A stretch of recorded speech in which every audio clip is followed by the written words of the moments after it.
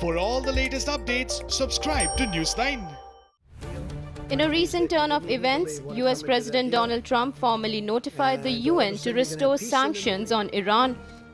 The Trump administration further notified an immediate confrontation with Russia and other Security Council members, including European allies. I'd like to discuss our latest actions against the Iranian regime.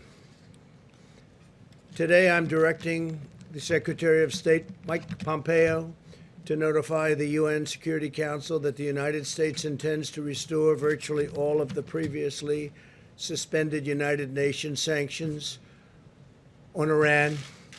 Donald Trump also stated that the UN can authorize snapback while referring to US pulling out of the Iran nuclear deal. It's a snapback, not uncommon. 2 years ago, I withdrew the United States from the disastrous Iran nuclear deal, which was a product of the Obama-Biden foreign policy failure, a failure like few people have seen in terms of the amount of money we paid for absolutely nothing and a short-term deal. This deal funneled tens of billions of dollars to Iran, 150 billion to be exact, plus. The US President had earlier announced that the Secretary of State, Mike Pompeo, will travel to New York and present the demand to reimpose the sanctions. Accordingly, Secretary of State Mike Pompeo delivered the notification to the President of the UN Security Council. Just a few minutes ago, I delivered letters to both the UN Secretary General Guterres and to the President of the Security Council.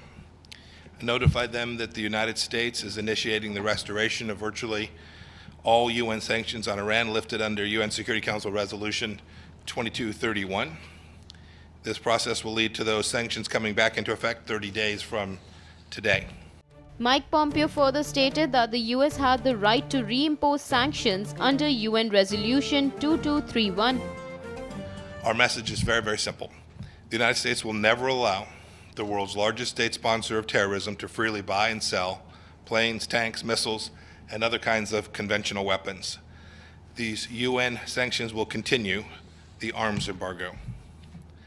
I'm pleased to say, too, that these restored sanctions will also reimpose accountability for other forms of Iranian malign activity that the authors of the nuclear deal foolishly downplayed.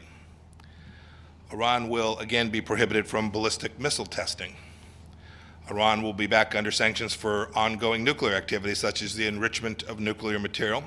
However, US's insistence has already been rejected by virtually all the other members of the 15 National Council. On the other hand, Russia's Deputy Ambassador to the UN, Dmitry Polyansky, condemned US's actions. Looks like there are two planets, a fictional dog-eat-dog one where the US pretends it can do whatever it wants without cajoling anyone, breach and leave deals but still benefit from them, and another one where the rest of the world lives and where international law and diplomacy reign. Bottom line is, US's move sets the stage for a showdown that could lead to a crisis of credibility for the Security Council.